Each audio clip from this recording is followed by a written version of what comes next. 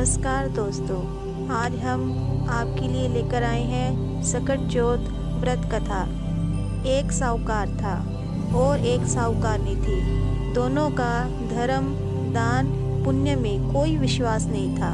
उनकी कोई औलाद भी नहीं थी। एक दिन साहूकारनी अपने पड़ोसन के घर गई। उस दिन सकट चौथ का दिन था और पड़ोसन सकट चौथ की पूजा कर रही थी। साहूकारनी ने पड़ोसन से पूछा, यह तुम क्या कर रही हो? तब पड़ोसन ने कहा, आज सकट चौथ का व्रत है, इसलिए मैं पूजा कर रही हूँ। साहूकारनी ने पड़ोसन से पूछा, इस व्रत को करने से क्या फल प्राप्त होता है? पड़ोसन ने कहा, इसे करने से धन, धान्य, सुहाग और पुत्र सब कुछ मिलता है।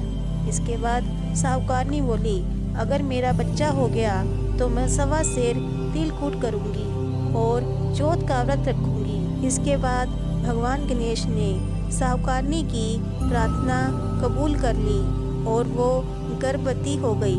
गर्भवती होने के बाद साहूकारनी ने कहा, अगर मेरा लड़का हो जाए तो मैं 2.5 सेर तिलकुट करूंगी। कुछ दिन बाद उसके लड़का हो गया। इसके बाद साहूकारनी बोली, भगवान मेरे बेटे का विवाह हो जाए तो 5.25 सेर का तिलकुट करूंगी। भगवान गणेश ने उसकी ये फरियाद भी सुन ली और लड़के का विवाह तय हो गया। सब कुछ हो जाने के बाद भी साहूकारनी ने तिलकुटा नहीं किया। इसके कारण सकट देवता क्रोधित हो गए। उन्होंने जब साहूकारनी का बेटा फेरे ले रहा था तो उन्होंने उसे फेरों के बीच से उठाकर पीपल के पेड़ पर बिठा दिया। इसके बाद सब लोग वर को ढूंढने लगे। जब वर नहीं मिला तो लोग निराश होकर अपने घर को लौट गए। जिस लड़की से साहूकारनी के लड़के का विवाह होने वाला था, एक दिन वो अपनी सहेलियों के साथ गणगौर पूजा करने के लिए जंगल में दूब लेने गई।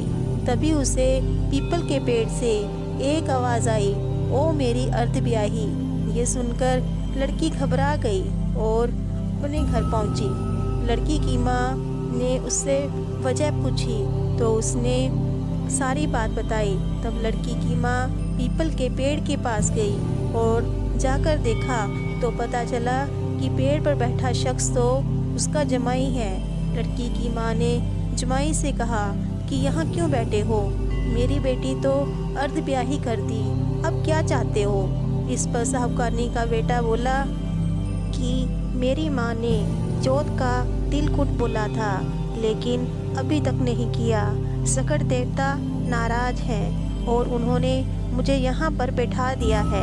ये बात सुनकर लड़की की माँ साहूकारनी के घर गई और उससे पूछा कि तुमने सकट के लिए कुछ बोला था?